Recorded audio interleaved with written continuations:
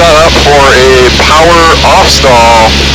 Flying Cloud Tower, Cessna 7. So this is short 28 right, ready for departure. Simulating stalling during a landing That's our whole turn right to right, landing track. and recovering from that stall. To right, So first thing we're going to do, bring our speed way down. We're going to go full flaps and I'm at 80 knots, which is in the range of below the airspeed needed to go full flaps, so I can just apply full flaps right away. Bring our airspeed down here. Okay, we're about 60, perfect. I'm going to pull to idle. And I'm going south right now, so I want to maintain that south heading. And as I descend here, I'm going to pull the nose up. And I'm going to make sure I'm staying on that south heading. Pull the nose up just past the horizon. There's the stall. There it goes. Full power.